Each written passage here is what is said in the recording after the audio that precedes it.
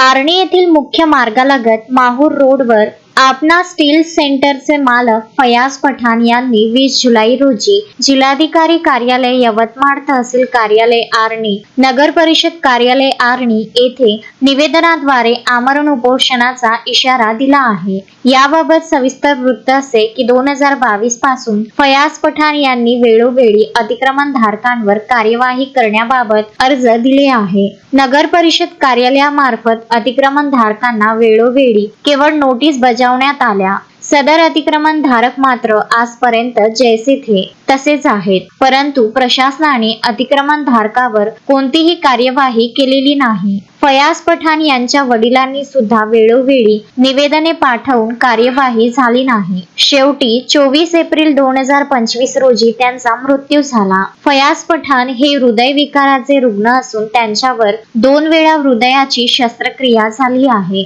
तरी सुद्धा त्यांच्या आजपर्यंत दिलेल्या निवेदनाची दखल प्रशासनाने न घेतल्याने नाईलाजास्तव एका हृदयविकार पीडित रुग्णाला 14 ऑगस्ट 2026 रोजी आमरण उपोषण करण्याची वेळ आली आहे। सदर उपोषण नगर परिषद कार्यालयासमोर असून उपोषण धारकाला प्रशासनामार्फत केलेल्या कार्यवाहीचे पत्र मिळाले नसून प्रशासनाची गांभीर्यता कोणत्या स्तरावर गेलेली आहे हे लक्षात येते। अवघ्या 2 दिवसानंतर आमरण उपोषणाची सुरुवात होत असल्याने आता तरी प्रशासन कुंभकर्ण झोपेतून जागे व्हावे अशी उपोषण धारकाची मागणी आहे।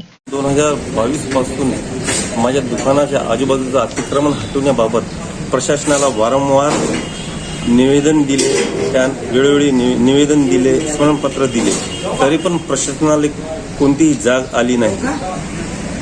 या अतिक्रमण धारकांना नगर परिषद कार्यालयामार्फत 3 वेळा नोटीस देण्यात आल्या, परंतु नगर परिषद मार्फत या अतिक्रमण धारकावर कोणत्याही प्रकारची कारवाई करण्यात आलेली नाही। त्यामुळे कंटाळून मी येत्या 14 ऑगस्ट 2026 पासून आमरण उपोषणाला बसणार आहोत। किशोर पवार, विदर्भ न्यूज, आर्णी।